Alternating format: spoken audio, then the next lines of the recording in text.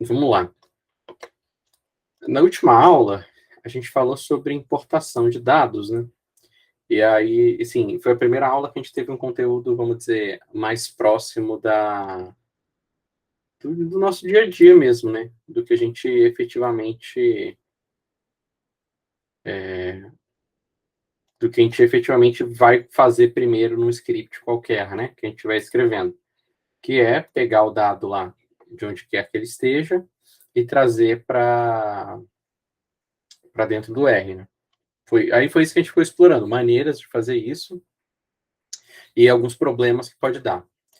Aí hoje, o que a gente vai fazer vai ser revisar um pouquinho disso, só porque é muito importante mesmo. Então, só para a gente não perder, né, essa parte aí, né, e relembrar e tudo, conseguir avançar legal. E aí, na segunda parte da aula, a gente vai usar essa importação que a gente fez para a parte de manipulação que a gente vai começar hoje. E a gente deve ficar até o final do curso falando de manipulação. Eu não sei quantas aulas tem mais, são 3 ou são 4, mas a gente vai ficar um tempão aí agora falando de manipulação de dados. Ou são 2, eu não tenho certeza, mas a gente tem mais umas boas aulas aí, umas 2, 3 semanas, em que a gente vai falar sobre manipulação de tabelas. Então, coisas que o R já tem pronto para você fazer em cima de uma tabela que você leu. E aí, enfim, não quero dar spoiler, vamos com calma aí. Então, só relembrando, deixa eu compartilhar minha tela aqui.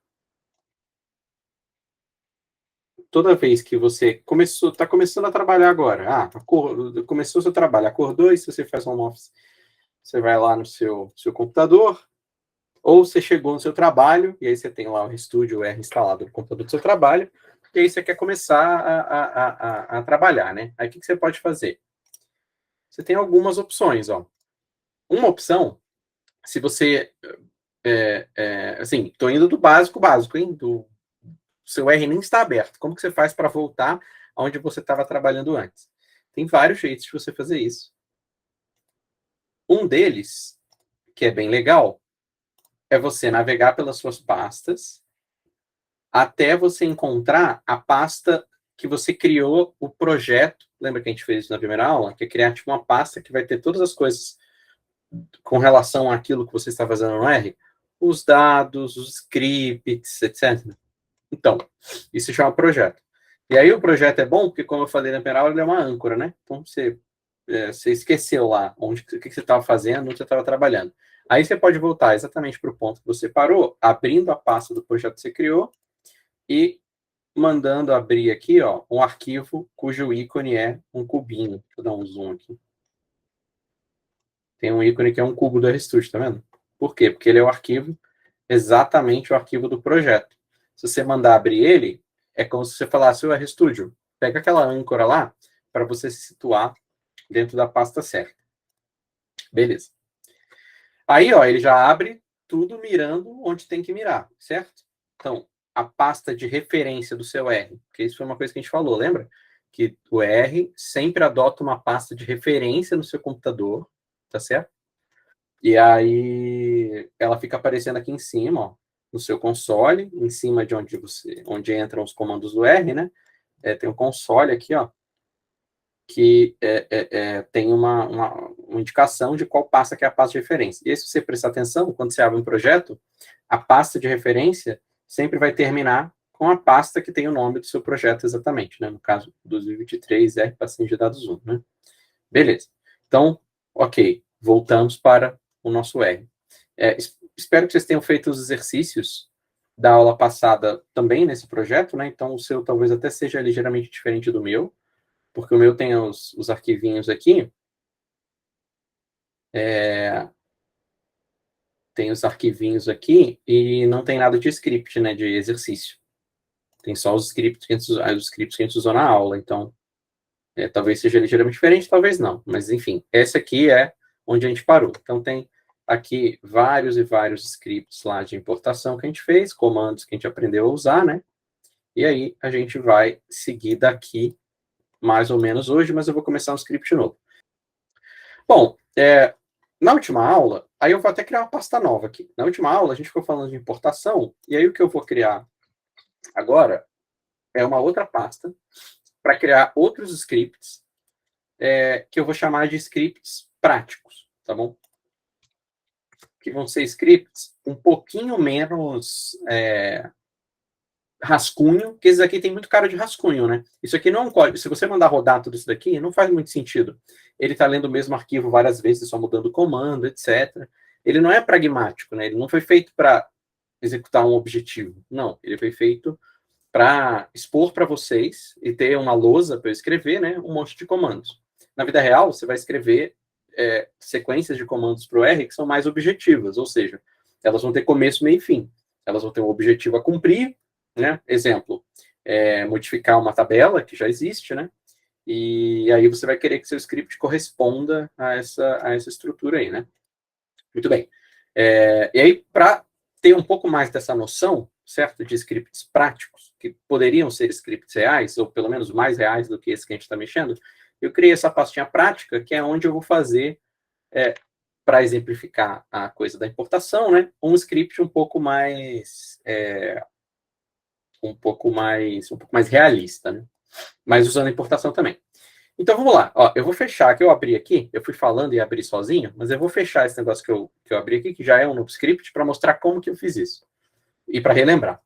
Como que eu faço para criar um novo script se eu quiser? A pasta, eu vim aqui na pastinha, né? Porque isso aqui é como se fosse o sistema de arquivos do Windows ou do sistema operacional que você está usando. Mac, Linux, whatever. Para eu criar um script novo e salvar aqui dentro, o que eu preciso fazer é clicar na folhinha de papel aqui em cima, no canto superior esquerdo, ou ir pelo menuzinho. Tem o menu aqui, File, que no seu talvez seja arquivo, se tiver em português. E aí você pode clicar, ele abre um menu. Aí depois tem novo arquivo, e aí você pode escolher um script. Ou você pode fazer com a mão também, Ctrl+Shift+N, tem um atalho. Então, tem 3 jeitos de você abrir um bloco de notas novo para você escrever. Papelzinho, Ctrl+Shift+N, o File e o File. Beleza. Abriu um novo arquivo, agora a gente pode começar a brincar. Né? A gente vai fazer uma importação. Tá? Esse é o seu script de verdade, em que a gente faz uma importação. Mas eu não vou fazer qualquer importação. Eu vou fazer uma importação de um arquivo que está na internet. Então, o meu script vai ter razão de ser. O que ele vai fazer? Ele vai entrar num site que está na internet, ele vai ler uma tabela que tem nesse site e vai salvar. Tá bom? Então, ele vai fazer uma coisa bem pé no chão. Ele vai entrar no site, ler e salvar. Para que serve isso? Porque aí você não tem que fazer clicando, né? Você tem que fazer só rodando uma vez. E se forem vários arquivos que você tem que baixar, fazer no R é muito mais fácil que fazer na mão. Certo? Um dos motivos, né, pelos quais a gente programa, voltando lá para a nossa primeira aula, é que, fica documentado, né, de qual site que você pegou o link, mas principalmente você consegue repetir várias vezes sem custo, né? Então, isso é uma vantagem. O link que a gente vai baixar, de onde vai vir o arquivo, é um link da Prefeitura de São Paulo. Deixa eu ver se eu consigo aqui achar. Base da execução da Prefeitura de São Paulo. Base da execução. Prefeitura de São Paulo. E aqui, Prefeitura pegou, ver esse negócio.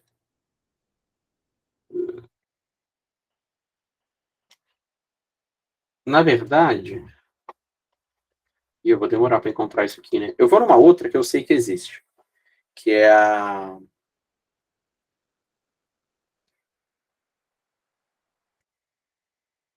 Vai ser um pouco mais difícil. Orçamento, uploads, Prefeitura, SP.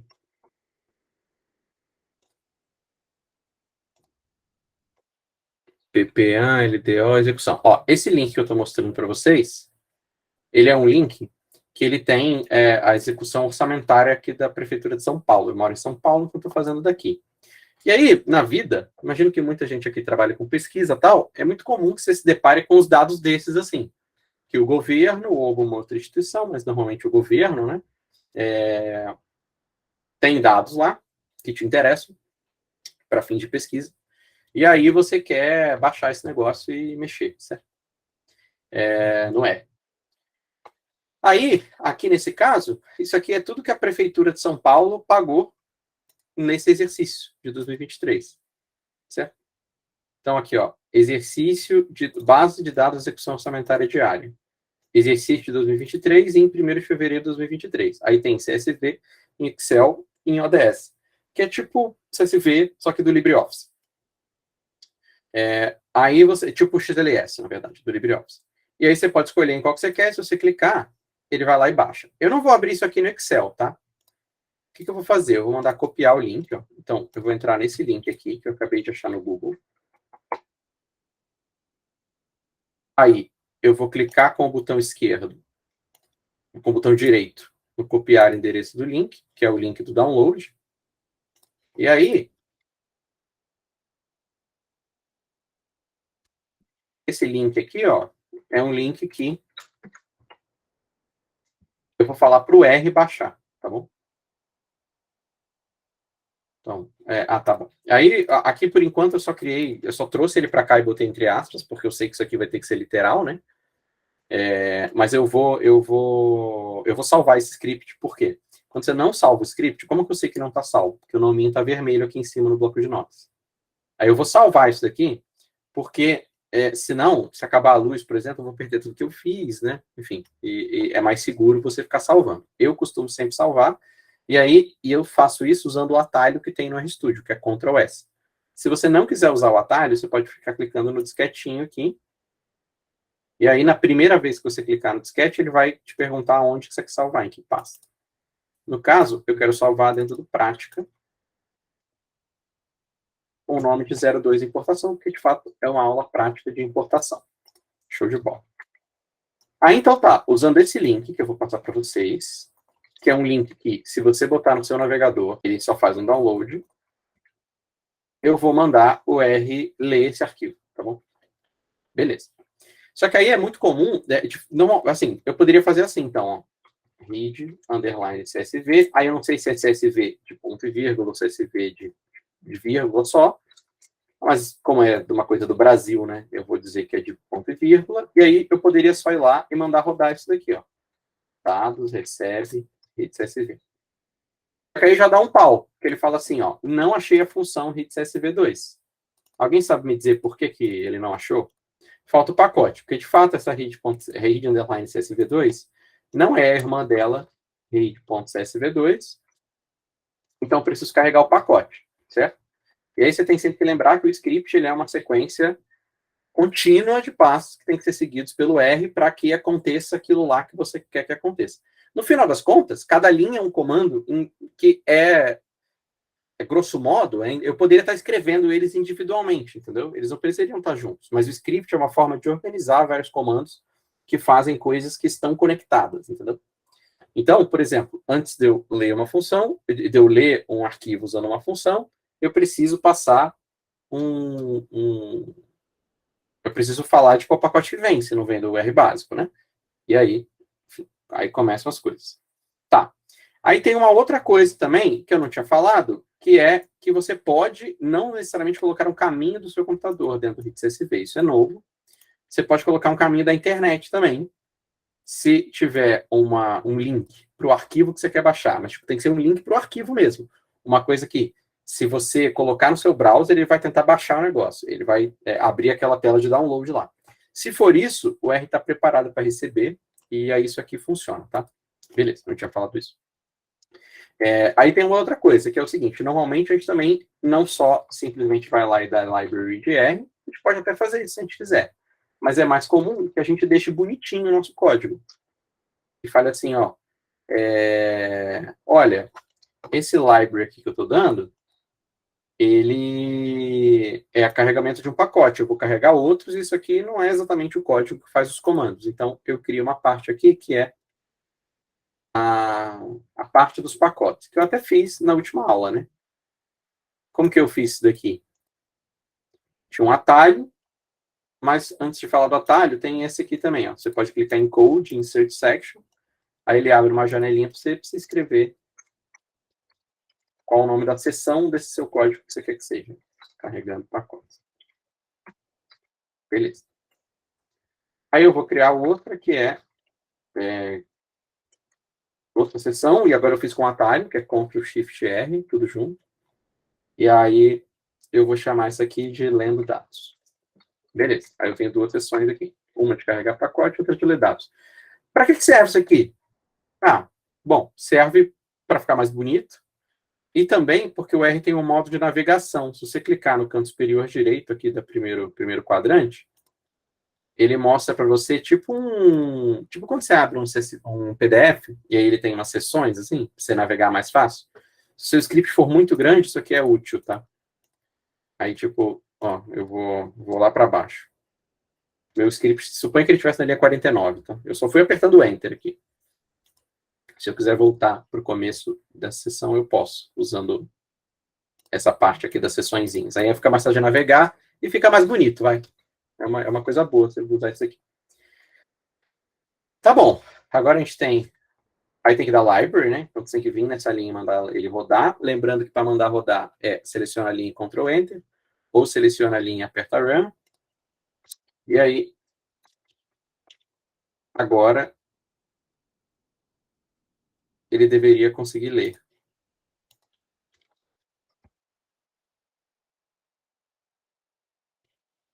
Ele não consegue. O que será que eu fiz de errado?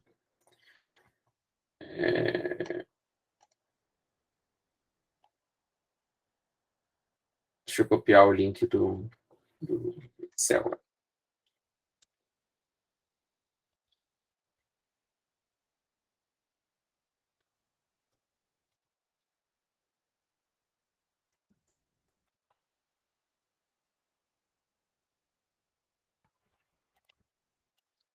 Pô, por que será que isso aqui não está funcionando? O nome principal dos destinos está incorreto. Ah, tá desse jeito. Pronto. Ah, tá. E aí vem a segunda coisa. Você pode colocar um link aqui para mandar o R e fazer o download? Você pode, se você quiser. Se você bota um link aqui, funciona. Eu vou dar outro exemplo daqui a pouco. O que você tem que tomar cuidado é que, algumas vezes, você não vai poder colocar HTTPS aqui, porque normalmente no seu browser é HTTPS que aparece aqui em cima. Só que aí, às vezes, as páginas estão mal configuradas. Essa página aqui, ela tá zoada, por exemplo. Tanto que agora não está aparecendo, mas da primeira vez que eu entrei, ele deu um aviso assim: não é seguro isso daqui e tal, porque a configuração do site está incorreta. E aí isso é uma coisa bem da vida real, né? A configuração do site está incorreta, já deve ter acontecido com vocês. E aí, nesse caso, você não pode fazer HTTPS. Aí o ideal não, o certo aqui vai ser fazer HTTP, era por isso que estava dando esse erro. E de fato era esse erro que estava aparecendo aqui. Aí, se você bota um link aqui, o que o R faz é baixar esse negócio para o seu computador, tanto que ele fica falando, estou baixando, estou baixando, estou baixando, estou baixando, e no final ele lê para essa tabela aqui para o seu computador, de uma maneira tão filha de Deus quanto qualquer outra, como se ele tiver. Ele está mesmo no seu computador, ele só está numa pasta interna do R lá. Tá bom, mas aí te poupou o trabalho de lembrar desse link, por exemplo. Eu tive que lembrar desse link agora, né? Eu joguei no Google, fui procurando, não sei o quê. E você, se tivesse anotado isso aqui num código, de fato eu tinha anotado num código. É que eu não queria ter que copiar e colar. Eu queria encontrar fácil, por isso que eu joguei no Google. E aí, beleza, isso aqui está funcionando. Aí, a gente pode ter todas as críticas do mundo que a gente quiser aos próprios dados, né? Se a gente clica neles aqui, a gente pode ver se os tipos estão certos, se eles fazem sentido. Vamos lá. Tem os campos de data que estão como caractere. Já é um pouco suspeito. Aí, o que mais tem? Tem código do ano, código do exercício está certo, é número mesmo. Administração é um texto, sigla órgão é um texto. Aí tem o DS órgão, veio como caractere, é um caractere mesmo, mas tem os pontos de interrogação aqui, né? Isso aqui a gente vai ter que estudar como resolve. Que daqui a pouco eu já vou falar, que é uma coisa muito comum também. Aí tem o código da unidade, que aparentemente é um número mesmo, tá certo. Mais ponto de interrogação, ó, os tios e os C cedilhas da vida estão todos errados, até aí tudo bem.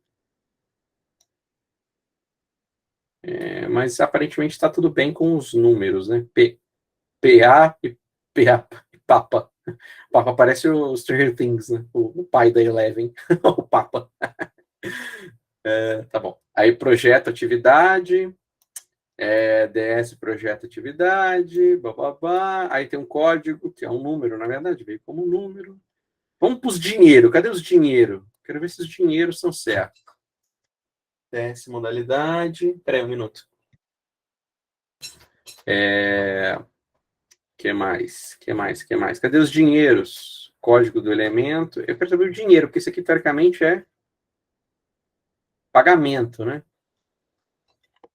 Ixi, aí tem um monte de coisa aqui. Aí tem os valores aqui. Valor orçado, valor congelado, valor descongelado, dotação, valor do ano, papapá. Aparentemente está certo. Aí compensa a gente verificar na mão se de fato isso daqui não foi, se isso aqui na verdade não é 8 mil, sabe? E tá como 800 mil. Eu acho que não, porque não é um número tão grande. Mas às vezes ele pula vírgula, sabe? Esse tipo de coisa que a gente tem que conferir se tá certo mesmo, olhando na mão, assim, o arquivo. Mas, aparentemente, ele leu os números corretamente. O que ficou zoado foi os pontos de interrogação aqui e as datas, mas, ao que parece, está tudo bem, né? E daqui a pouco a gente já resolve. Beleza. Aí, para resolver. Assim, isso aqui talvez seja já um resultado interessante. Se a gente quisesse terminar. Suponha que tivesse tudo certo. Se a gente quisesse terminar o script aqui, e de fato ele já fez alguma coisa, né? Ele foi lá na internet, baixou a parada, trouxe para o R. Se eu quisesse fazer alguma manipulação, alguma conta, eu poderia, né? E aí, eu poderia criar uma nova seção que é escrever dados, escrever banco de dados, né? E aí aqui eu usaria uma função que escreve isso daqui no formato que mais me interessar, tipo CSV, write CSV2. O write CSV, o CSV separado por ponto e vírgula que abre no Excel. Aí eu vou lá e escrevo assim, ó, execução, prefeitura, SP, o nome que eu quiser. 2023,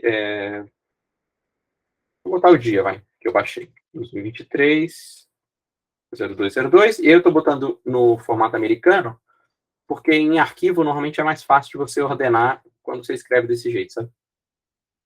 E aí, ponto .csv. Aí, assim, ó, eu estou aplicando, aí eu vou aplicar no dados. Então, o que essa função está fazendo? Eu estou aplicando no dados a função write csv2 e o nome do arquivo, claro, também, né? Então, estou falando assim, ó, pega o dados e escreve nesse arquivo aqui. Ele vai lá e escreve.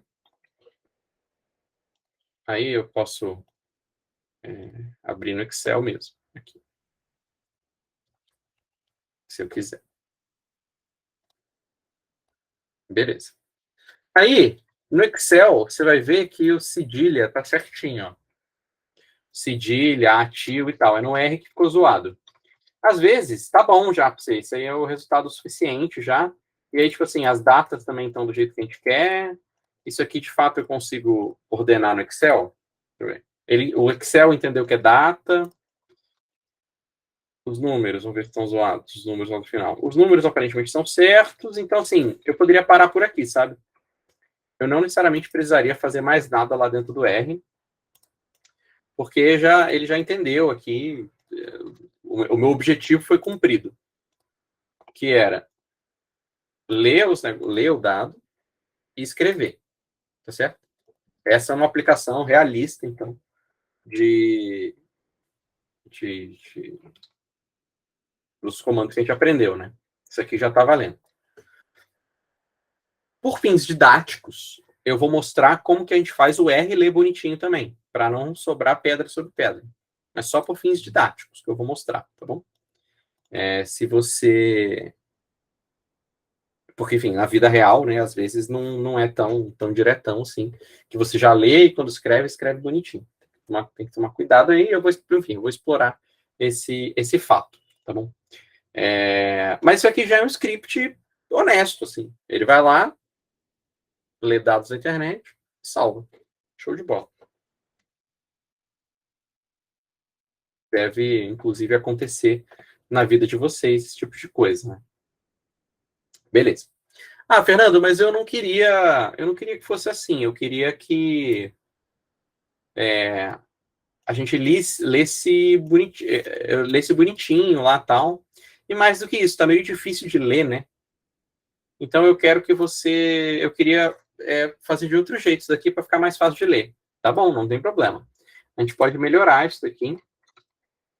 A gente pode criar um objeto que chama URL ou link do arquivo para ser mais explícito. E aí, eu vou fazer assim, ó, eu vou mandar o R criar uma variável lá dentro, um objeto, que tem o link para o arquivo, e eu vou mandar ele baixar só o link do arquivo, que é mais fácil de ler, né? E aí aqui não fica tão grande. E ele faz o que tinha que fazer. Além disso, eu poderia pular linha aqui. Quer dizer, a gente não poderia, não. Porque quando eu pulo linha, ele entende que literalmente eu vou pular linha. Mas eu poderia deixar mais bonito. Então eu poderia fazer assim, ó, URL raiz, link raiz, link site prefeitura. Aí eu copio só o começo. Aí depois eu salvo assim, ó, final, link, prefeitura. E aí eu pego só o finalzinho. Que já é um negócio meio grande, né? Aí eu poderia até botar aqui em cima, ó. Bom, enfim. Aí eu deixo, eu vou separar nesses dois pedaços. E aí, se eu quiser juntar tudo no final, tem uma função que junta dois textos. É a função paste. Ó. É a paste zero. No caso, a gente vai usar a paste zero aqui.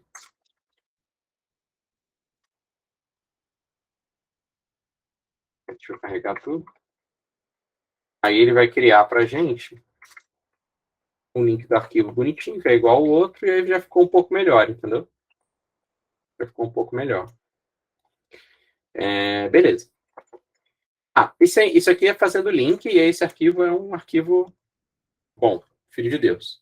Vamos pegar um outro, tá? Um outro jeito de fazer isso daqui.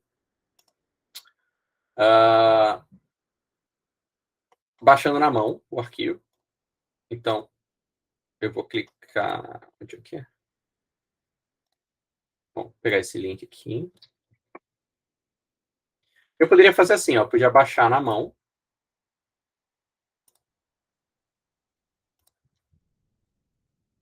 O meu script, o meu arquivo lá.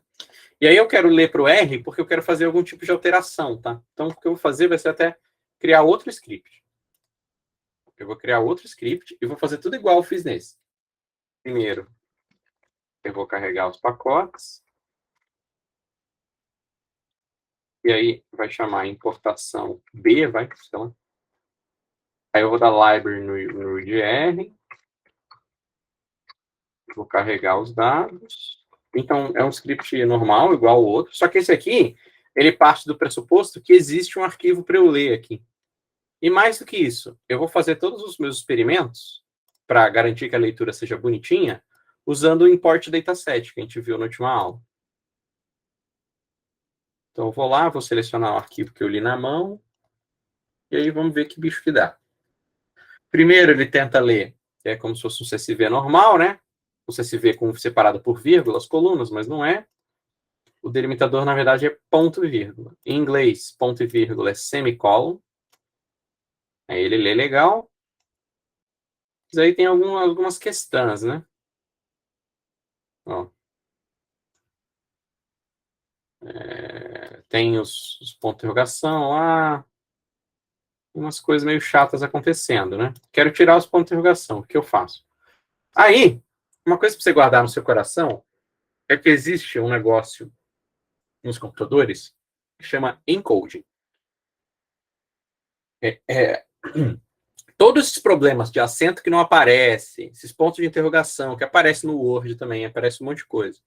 Às vezes não é ponto de interrogação, às vezes é uns caracteres estranhos. Tipo assim, os acentos são trocados por ponto de interrogação, A til, B com acento, sabe? Umas coisas meio malucas. Todos esses problemas são problemas de encoding. O que é encoding?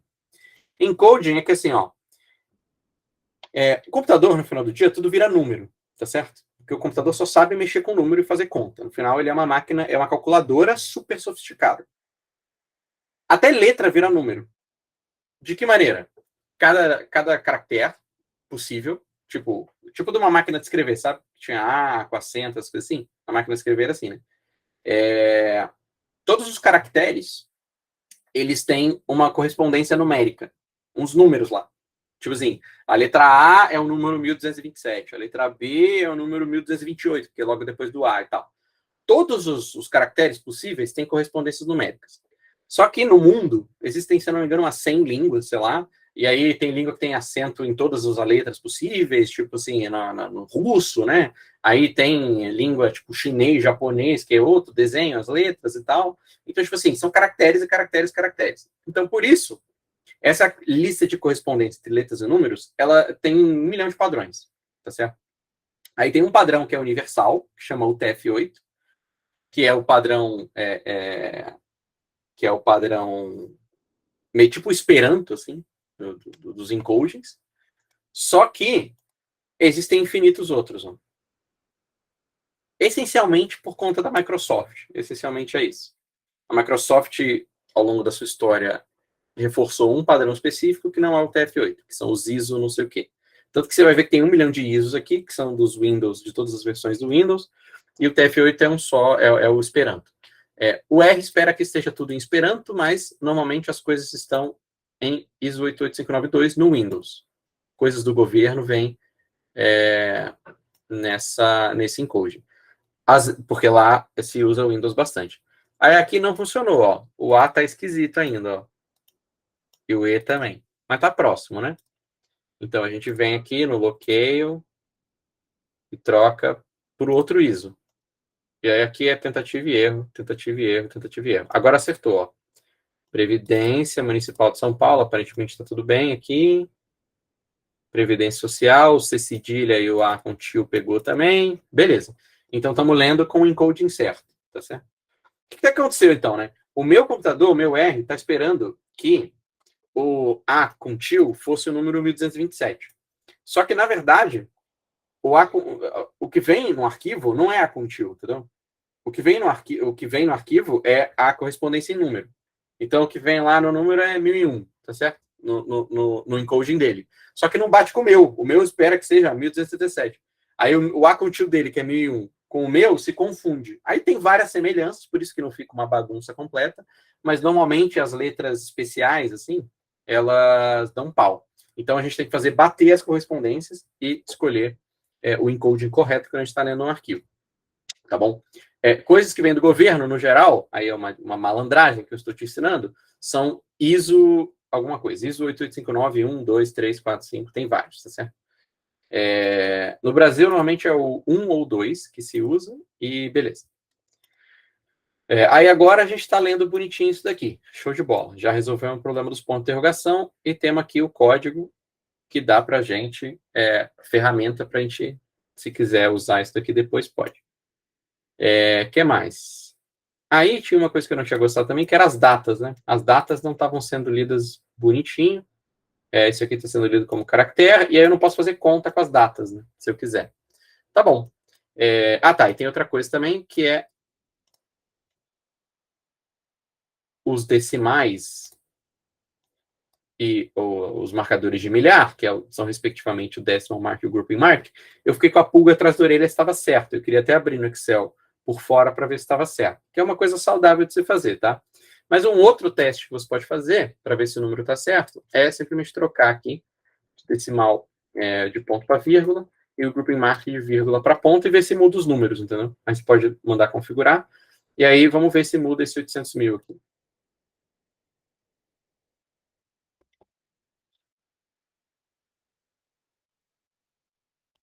Não mudou, aparentemente estava certo já. Os números estavam vindo no padrão brasileiro, então, ou de alguma maneira o R tinha conseguido entender isso daí.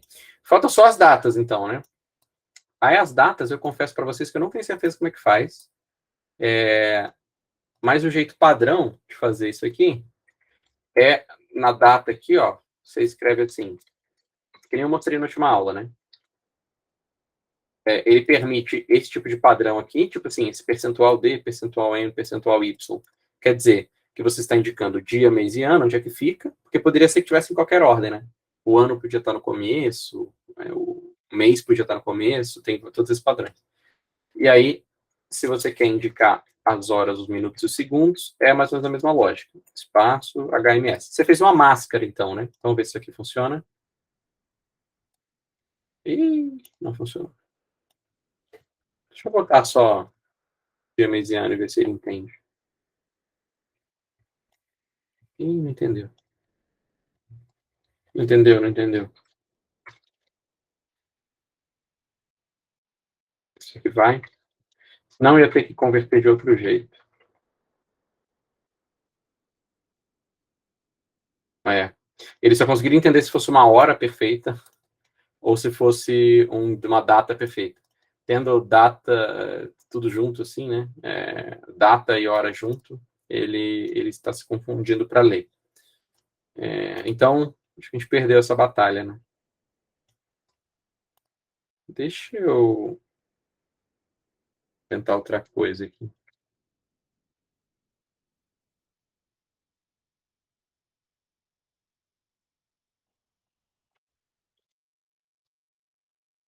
Tá PT só aqui para ver se vai, senão eu vou desistir. Não. Gente, as datas a gente vai ser derrotado hoje. Ia ter que fazer um tratamento por fora, tá bom? Eu já mostro, acho que é um jeito interessante de mostrar uma outra coisa que a gente poderia querer fazer nessa base aqui. Tá bom. Então, as datas a gente não conseguiu arrumar, mas os números a gente tem certeza que estão certos e os acentos também, né? Beleza, a gente pode se dar por satisfeito e simplesmente copiar esse conteúdo aqui, ó, porque ele já tem toda a parametrização que a gente precisa. Aí, eu copiei lá do import dataset e coloquei aqui. Tá feio de ler, tá vendo? Que não tá bonitinho, porque ele não passou por um processo que em programação a gente chama de indentação. Para que serve? Eu acho que eu não sei se é identação ou indentação. Eu acho que é identação, vamos ver se é mesmo. Indentação. Olha só, eu falei errado, é indentação. Desculpa, já ensinei errado, perdão. É indentação. Aí a gente tem que indentar, tá bom. Como é que a gente indenta? A gente pode fazer na mão. O que é indentar? É ficar com esses espaçamentos que vão fazendo o código ficar da esquerda para a direita escrito mais bonitinho, sabe? Mais espaçado. É tipo justificar, sabe? Em textos normais. Aí em programação, justificar chama indentar.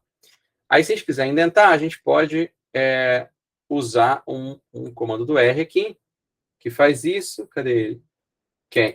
Quando você clica aqui em code, aparece. Cadê? Aqui, ó. Reindent lines. Que é Shift I. Opa. Ctrl Shift. Reindent lines. Ah, tá. Isso aqui é a indentação dele normal.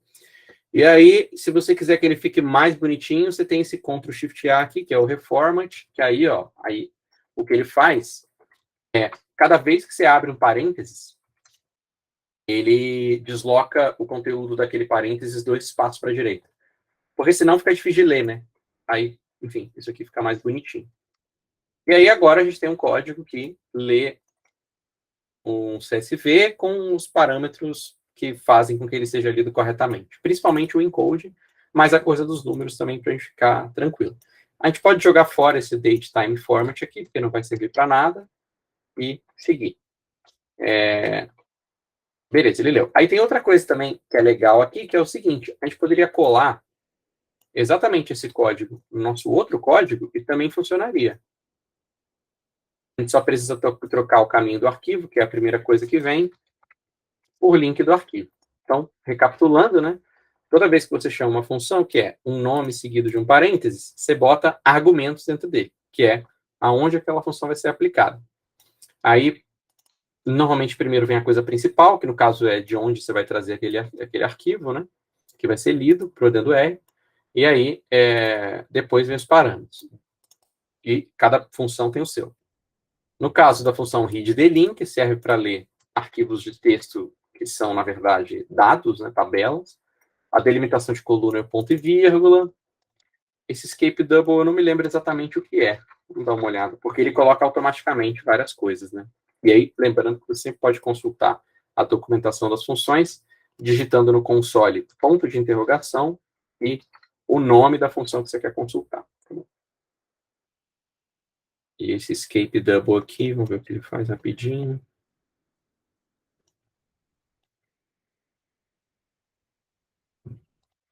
Ah, tá bom. Isso aqui é só para se as aspas duplas são...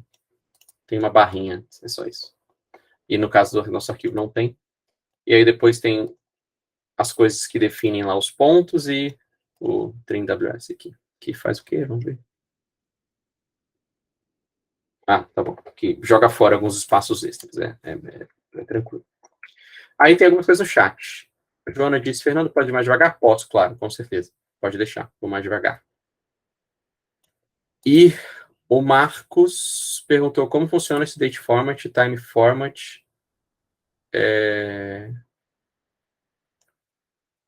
Na janela do configura bloqueio. Ah, tá bom.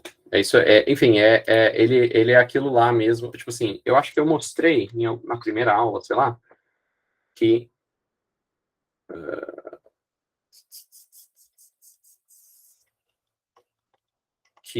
você pode. Ah, não, é aqui, ó. Era no sdate que eu mostrei que você pode passar um parâmetro, um argumento format para ele, e aí ele aceita uns padrões lá de tentar converter aquilo que você passou para ele, aquele texto que você passou para ele em data, né? E aí o date format daqui de dentro do bloqueio é idêntico ao do... É idêntico a esse aqui. Ele faz a mesma coisa. E aí os padrões, você pode ler esses padrões aqui, ficam nessa documentação, na documentação da função strip time aqui, strp time, que serve para... Enfim, aí ele explica lá as opções. Mas elas são... Não tem muito para onde fugir, sabe? Você vai botar em alguma ordem, dia, mês e ano, hora, minuto, segundo. No final dos contos é isso. Beleza, então, recapitulando, né? Aqui eu estou fazendo um outro script. Eu estou lendo um arquivo que eu baixei na mão. E o código que lê esse arquivo veio do import dataset. Tá bom? E aí, como que eu fiz isso? Eu cliquei lá no import dataset, from text readr, mandei navegar até o arquivo que me interessa, no caso esse base de dados de execução, e aí o que eu fiz foi ficar mexendo nessa parada aqui. Foi isso que eu fiz, e aí eu gerei um código para eu usar no meu script depois, que é muito comum em scripts de verdade, tá certo? Então, para recapitular tudo que eu fiz, para não sobrar dúvida, quando você manda ler como texto lá, no import dataset, você vai notar que o que vai vir, das duas uma, né? Ou já vai ser uma tabela, ou vai ser um negócio tipo esse, assim, que cada linha parece que todas as colunas estão juntas, porque, de fato, isso aqui, ler de texto se trata que isso aqui é o conteúdo do arquivo mesmo, é uma tabela, é um arquivo de texto em que cada linha tem um texto que representa um formato tabular, né? E é assim o padrão. Alguma coisa escrita, ponto e vírgula, segunda célula. Alguma coisa escrita, aí na segunda célula. Alguma coisa escrita, ponto e vírgula, terceira, e por aí vai. Né? E aí eu preciso falar para ele o que define as colunas, né? E aí é aqui que eu escolho no delimiter. Escolheu? Beleza, está aqui a tabela. Aí, estamos aqui. Aparentemente está funcionando. Só que tem esses pontos de interrogação. E aí teve uma coisa que eu falei, eu dei uma longa explicação, mas na verdade é mais simples, que é o seguinte. Quando você tem esses problemas de caractere que não está funcionando, tipo assim, tem um ponto de interrogação no meio da palavra e tal, que, tipo assim, isso aqui provavelmente é um E com acento. Pode ser que tenha vindo com um erro do site da prefeitura? Pode, mas normalmente não é isso. Normalmente o problema é que seu computador não está entendendo os E's com acento. E aí, como que você muda isso? Mexendo numa coisa que chama encoding. Onde que fica o encoding? No local, locale, aqui. Aí, se você quiser... E como que é o jeito de resolver problema de encoding? Para fazer o nosso bater com o do arquivo, né? O jeito melhor é tentativa e erro. Não tem jeito melhor. Quer dizer, até tem, mas acho que não compensa eu mostrar agora. No final do curso eu mostro. No final da aula, vai, só para não dizer que eu não fiz. Tem um outro jeito de ver, mas tentativa e erro, assim, funciona super bem. Você vai aqui no Locaio, aí tem várias coisas para você mexer aqui se você quiser, tipo as configurações de número, mas eu não vou mexer nisso agora. Meu objetivo aqui é arrumar esse negócio aqui, que não está aparecendo. Aí, a tentativa e erro fica mexendo no encode até a hora que volta a aparecer os caracteres que sumiram. Ele, por padrão, vem o TF8, que não é o padrão de todo mundo, e aí você vai tentando. O que vem logo embaixo do TF8, por sorte, já é o certo. Ele consegue ler. Beleza. E aí você vê que ele está lendo U com acento, está lendo C cedilha, então, O com acento, então, aparentemente está tudo bem.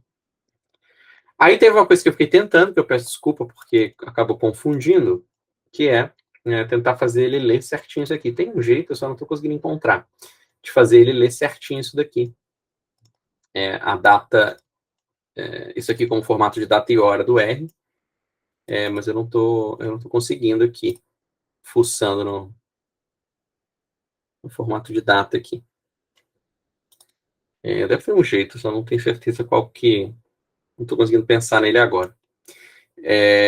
Beleza, aí você fez isso aqui? Tá feliz? Tá satisfeito com o resultado?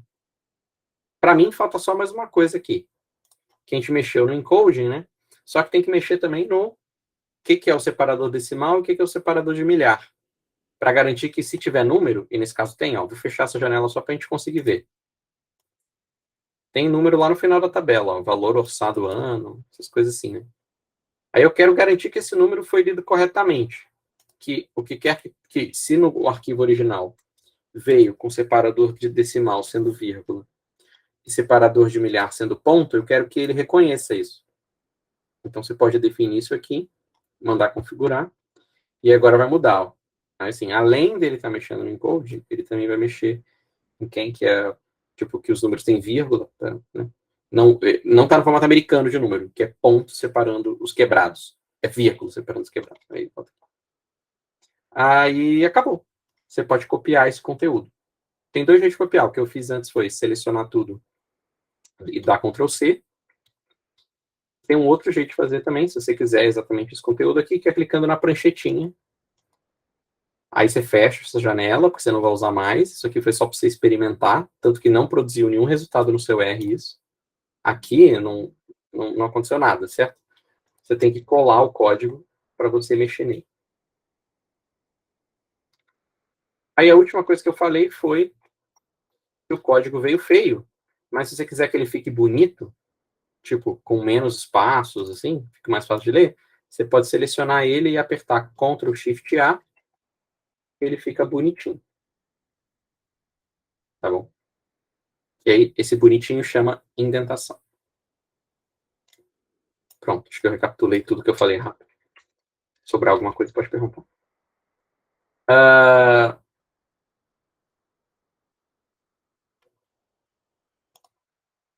Tá.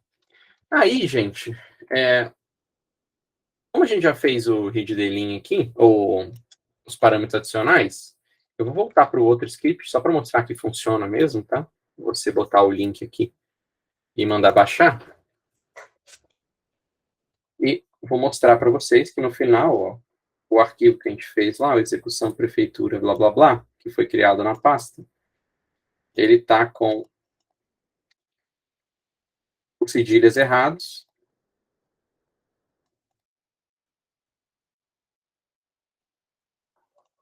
Porque não tem como... ele está com cedilhas errados, mas é porque a gente leu certo no R, né? E antes ele estava com cedilha errado, porque a gente leu errado no R, mas quando salvou, deu tudo certo. E aí, como que a gente pode resolver isso?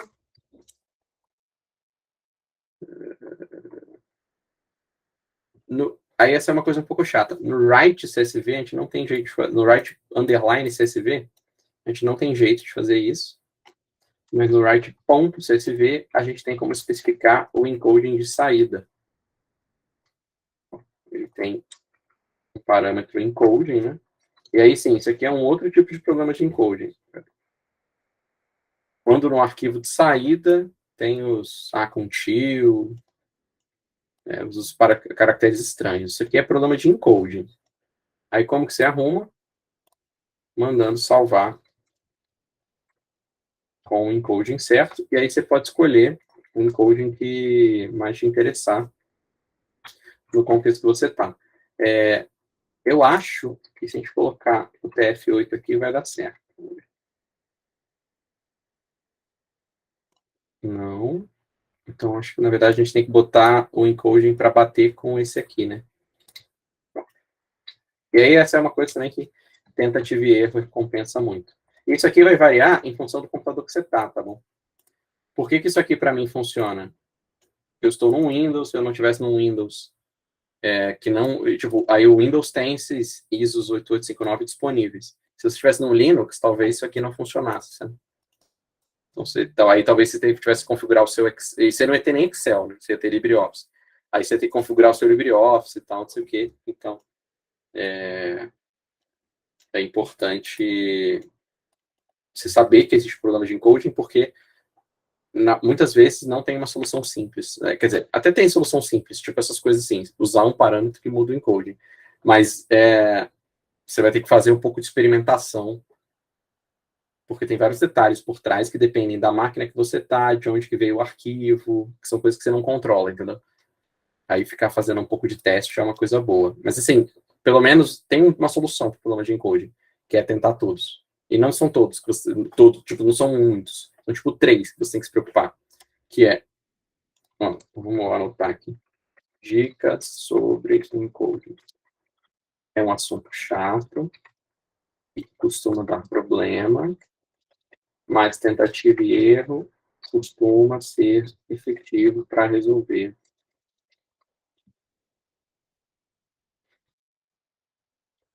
Quando caracteres ficam esquisitos. Encoding para sempre tentar. F8, ISO 88591 e ISO 88592. Tá bom? Essa é a minha dica para vocês. Boa. Aí eu vou copiar esse código e mandar para vocês aqui.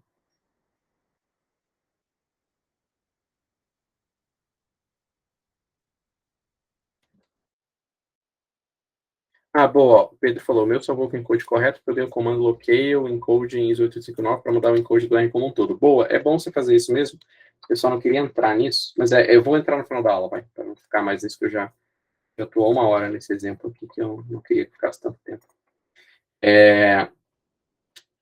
Tá bom. Aí eu queria só chamar a atenção para vocês para o fato de que esse read delin poderia ser qualquer coisa, poderia ser read Excel também, tá bom?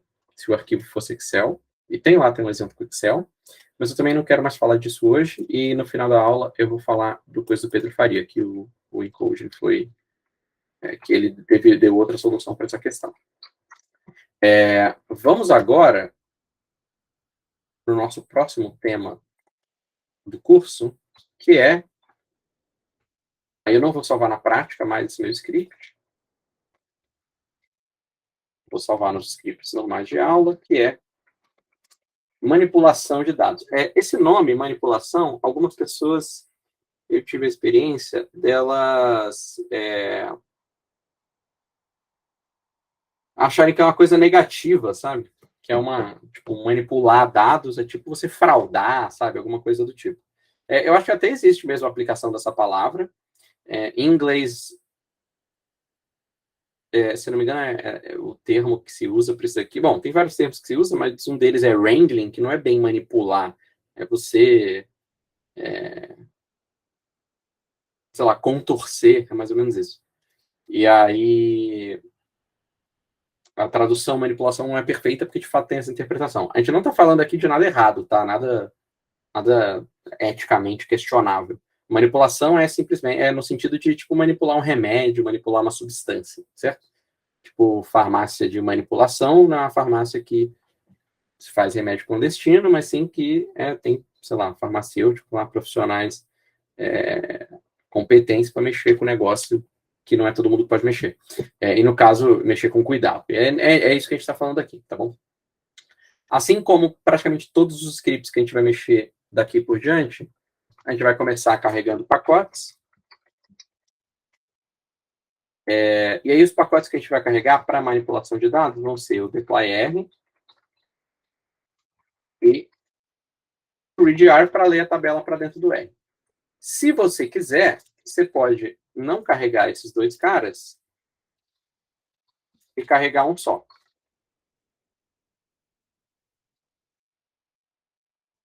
Adverse. Qual é a diferença?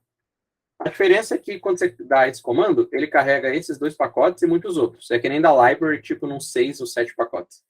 Ele carrega vários, entendeu? Eu não vou carregar vários, porque eu quero que fique explícito quais pacotes que a gente está usando hoje, tá bom? Mas se você quiser da library to adverse, você pode, fica à vontade. Eu não vou dar esse slide para ficar claro o que estamos usando. Então, beleza. Aí,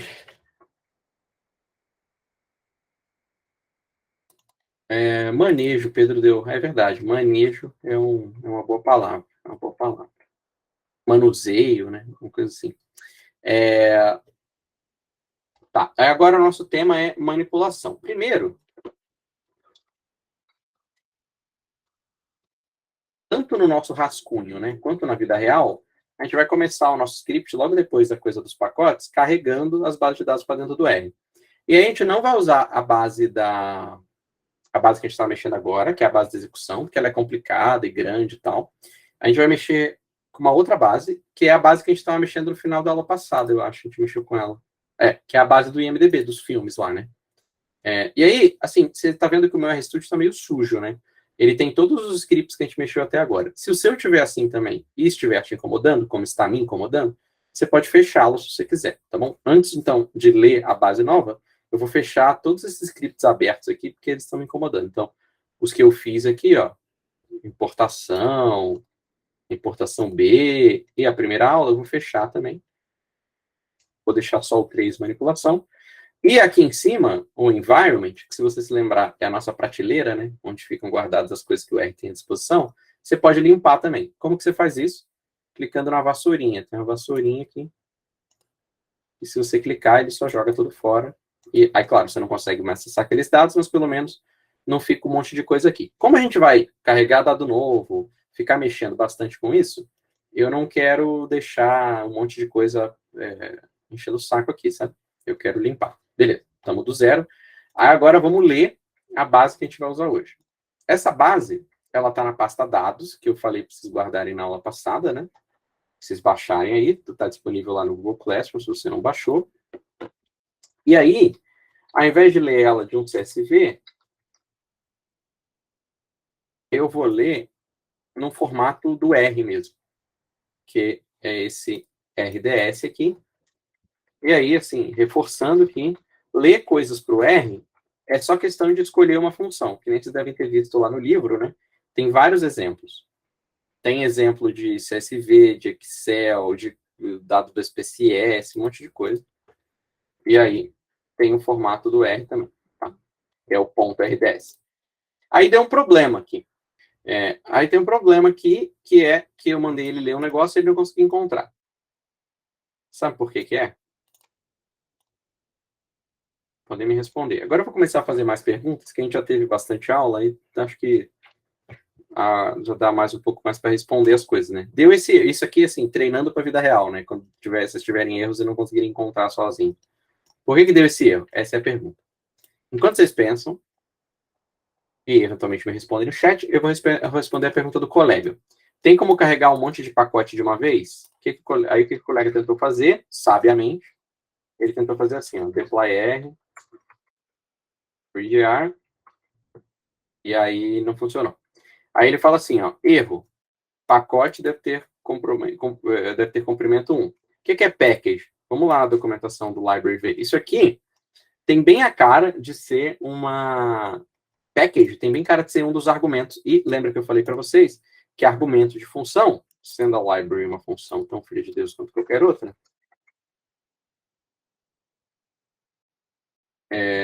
os argumentos dela têm nome e o primeiro chama package. Né? E aí ele fala assim, ó, o nome de um pacote, então pode ser um só. Aí você pode dar um nome ou uma string mesmo, você poderia dar também. Então, não tem um jeito de você mandar ele carregar um monte de coisa de uma vez. Eu tinha a impressão que isso aqui funcionava, mas não funciona. Ele sempre fala, ó, tem que ter comprimento 1, não me manda um monte de conteúdo e pronto. Tá certo? Então a resposta objetiva é não.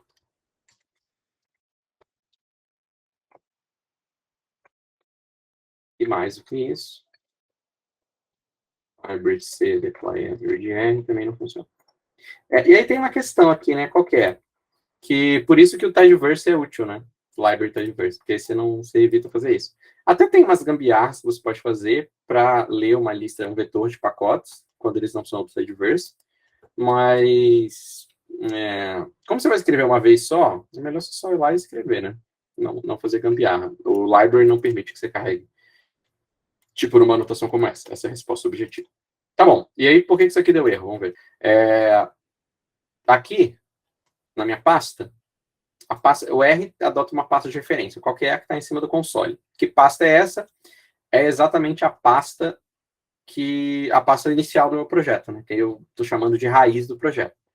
Se eu naveguei para caramba aqui, tipo, fui para dentro da script e me perdi, eu posso sempre voltar para a pasta do projeto de dois jeitos. Ou clicando na setinha em cima do console, e aí essa aqui é a pasta de referência do R, ou, vou me perder de novo, me perdi, clicando no cubinho. Aí ele volta para a pasta raiz. Então, tudo que eu escrevo numa função de leitura, por exemplo, tem que ser um caminho que o R consegue encontrar a partir dessa pasta raiz aqui. Existe algum arquivo que chama imdb.rds, que o que esse caminho aqui está dizendo, todo nome de arquivo, né? Ele pode vir pode vir no final de um caminho ou não, que nem eu falei na última aula, eu acho.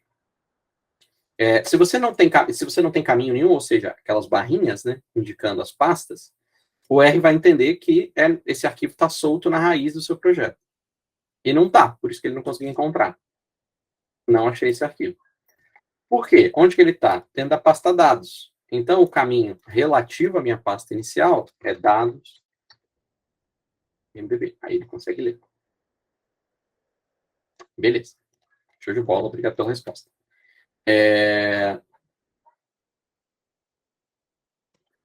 Aí, antes de falar de mexer com esses dados mesmo, encher eles de porrada e produzir respostas para as nossas perguntas, eu quero dar algumas dicas de como visualizar uma base de dados e ter. Visualizar, nem visualizar, né? Visualizar é uma palavra ruim.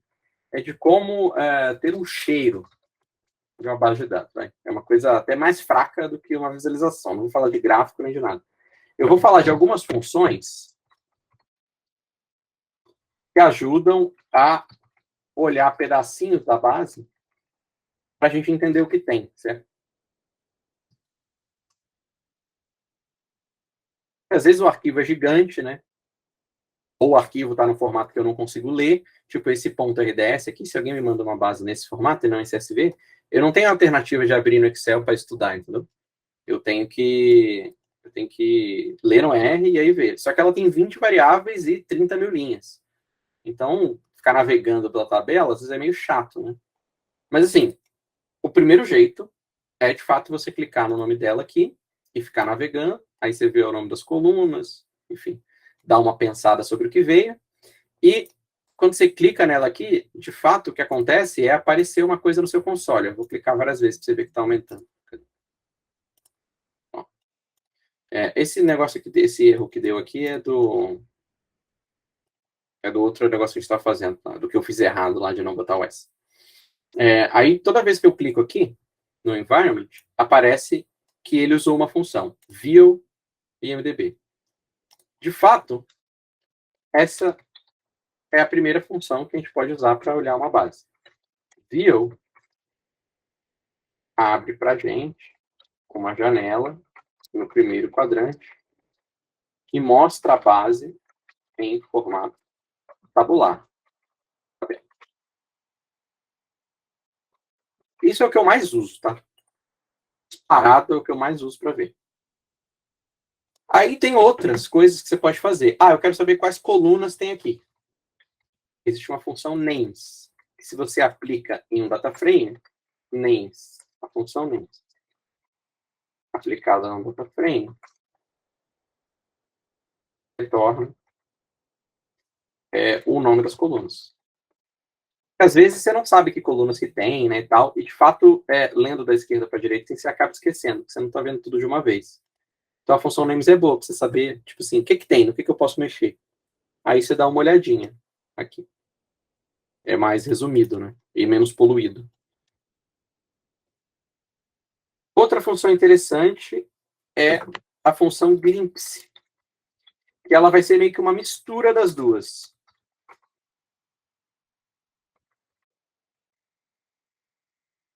Fiz errado? Eu não carreguei o deploy R. E deu um erro aqui, ó. Não achei a função glimpse.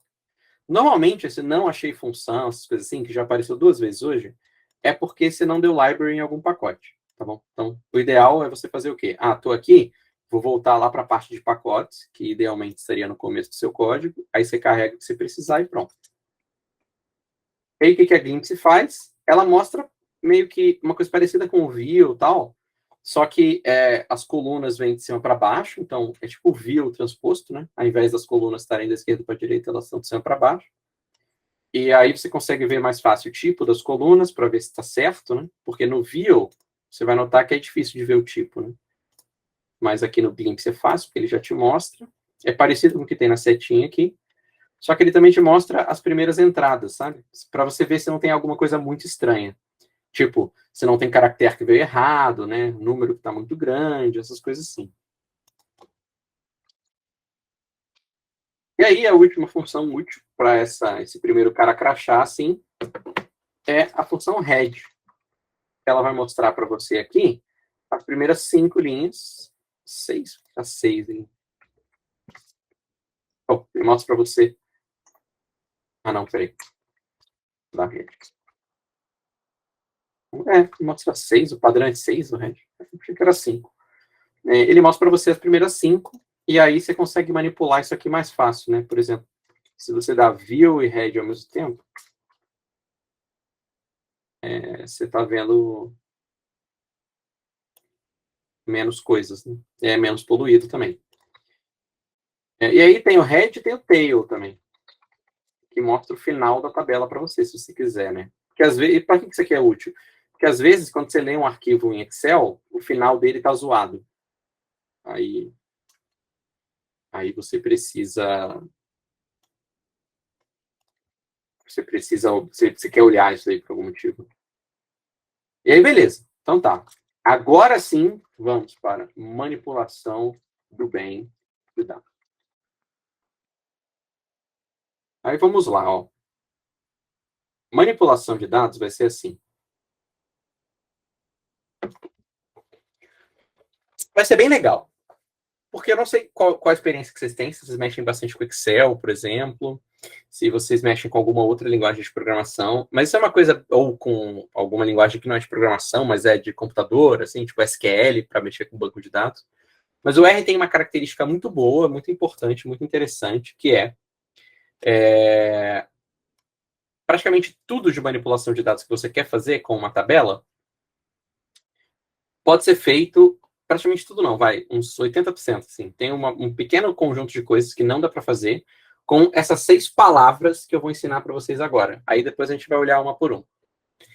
É mais ou menos assim, ó, a lógica. A lógica aqui é que muitas manipulações, quase todas, podem ser resumidas em aplicar aplicar alguma ordem de passos pré-definidos. Ou seja, é como se eu fosse contar uma história sobre o dado, sobre os dados, a tabela e tal.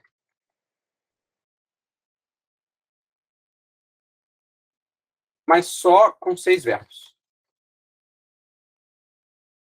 São eles: selecionar,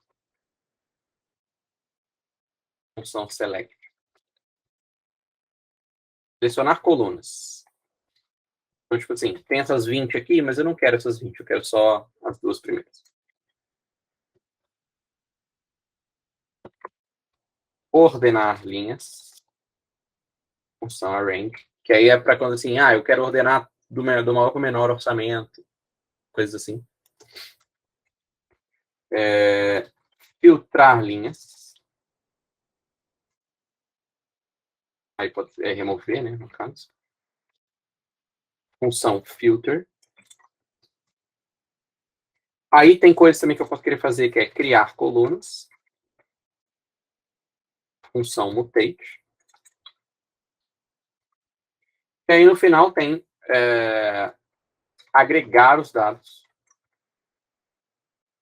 em pedaços menores.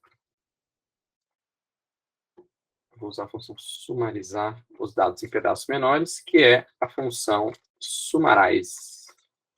Aí tem summarize com S, summarize com Z, porque, se não me engano, isso é uma variação da frequência que se usa isso aqui, ou com Z ou com S, é questão de Inglaterra e Estados Unidos. E aí também tem juntar bases de dados. A gente usa o que a gente chama de a função é tipo xxxx. Também. Funções do estilo join. E assim, ó, essencialmente, a esmagadora maioria das manipulações de dados envolvem fazer isso daqui. Exemplo. Deixa eu ver.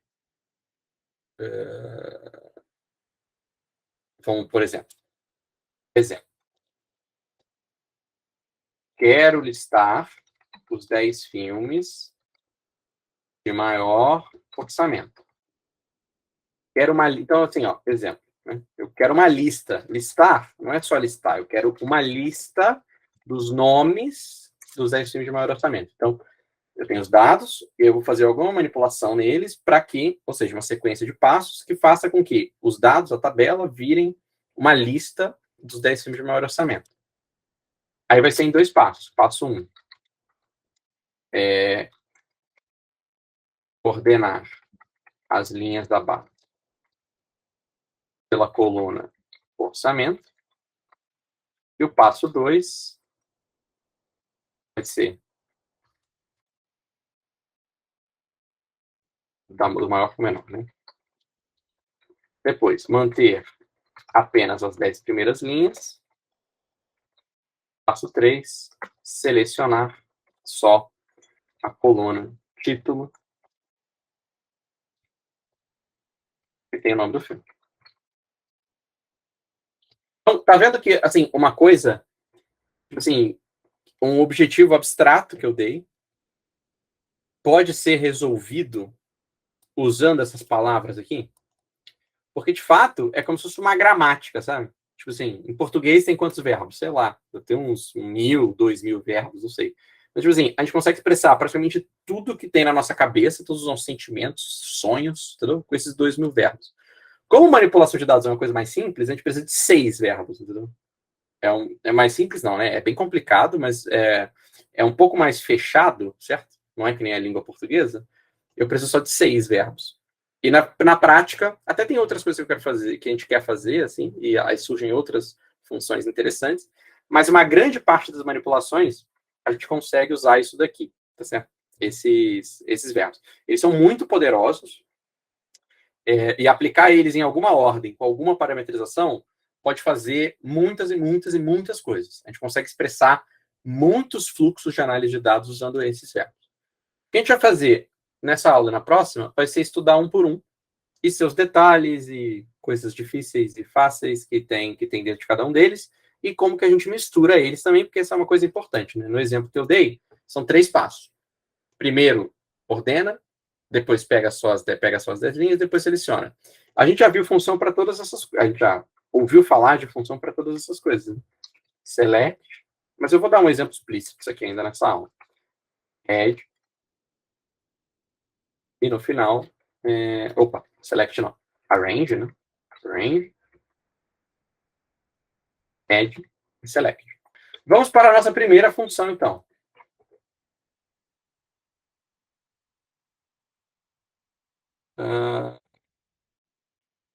Vamos para a função arrange, que faz o passo 1 aqui. Arrange. Então, vamos pensar que a gente está efetivamente executando esse negócio aqui, né? Fazer uma lista dos nomes dos filmes de maior orçamento. A gente pode usar a função arrange. Como é que ela funciona?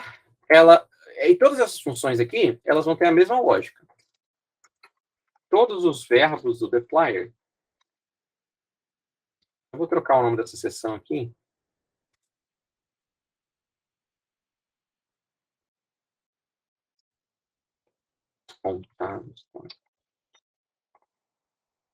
Eu vou escrever assim, verbos do dplyr, para a gente voltar neles mais fácil, tá?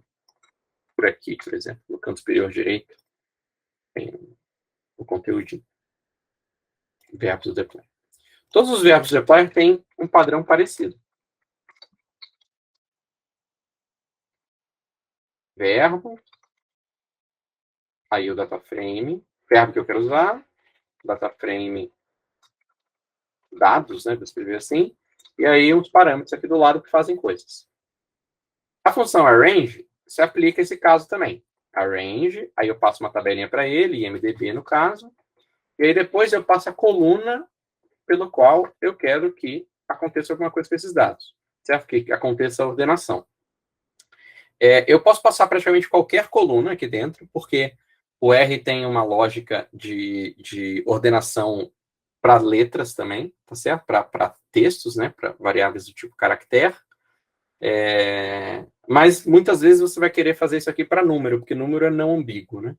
Então, eu vou mandar ele ordenar pelo orçamento, por exemplo. Aí o que vai acontecer é que ele vai ordenar por padrão. A ordenação é do menor para o maior.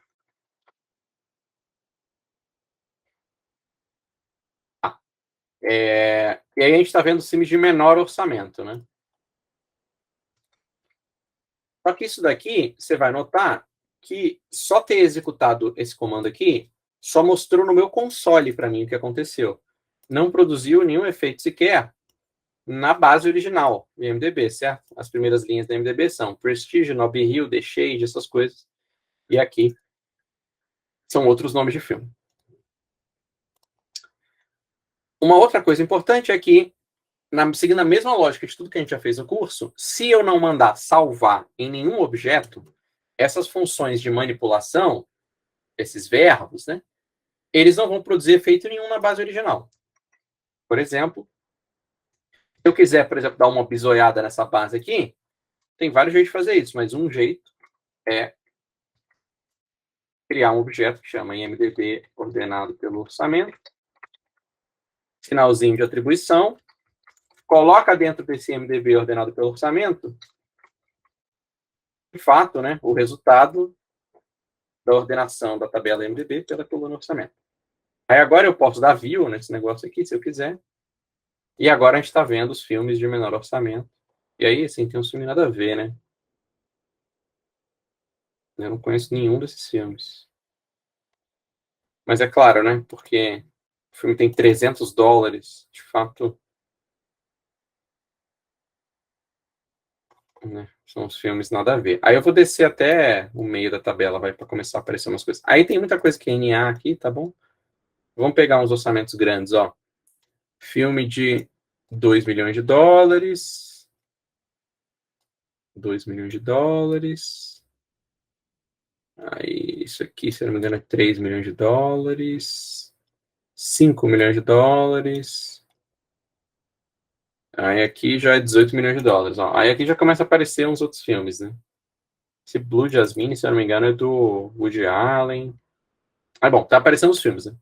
Beleza, então funcionou. Ele, de fato, fez a ordenação. A questão é que tem filmes muito... com pouco orçamento, né? Aí, agora, então... Então, beleza, é assim que funciona. Agora, então, eu vou querer fazer o contrário. Eu quero que ele faça para mim, né, os IMDb maiores orçamentos. Eu quero que ele ordene ao contrário, tá bom? Vai ser a mesma coisa. Arrange IMDb, eu vou salvar um objeto que chama IMDb maiores orçamentos.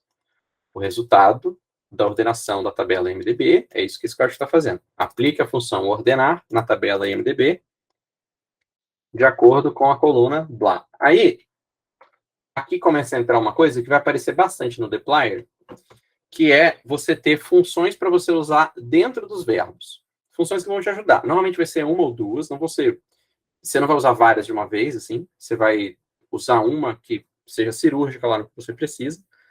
E elas vão ser mais ou menos fáceis de lembrar que elas existem. No caso de você querer contar fora do padrão, o padrão é do menor para o maior. Se você quiser do maior para o menor, você pode também. E aí, para isso, ou seja, uma ordem decrescente. E aí, para isso, você também vai passar uma coluna aqui, só que você quer que ela seja considerada em ordem decrescente. Então, você vai escrever assim, desk orçamento. Então, ó, eu quero que você pegue o IMDb e ordene as linhas com relação à ordem decrescente da coluna orçamento. Agora sim. São. Esses nomes estão grandes, né? Deixa eu ver. IMDb maiores orçamentos. Aí agora sim. Maior orçamento de todos que tem nessa base é o Avengers Endgame, depois Guerra Infinita. Enfim, só esses filmes de franquia e tal, né?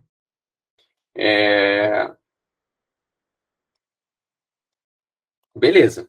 Aí agora, se a gente quiser, a gente até consegue meio que terminar lá o que a gente tinha feito, né? 10 maiores orçamentos. Vou fazer assim, ó. Top 10 orçamentos, o nome do meu objeto. Porque pode, né? Botar número no começo. Se eu quisesse fazer... Curiosidade, né? Se eu quisesse chamar de 10 maiores orçamentos, não podia. Porque começa com número.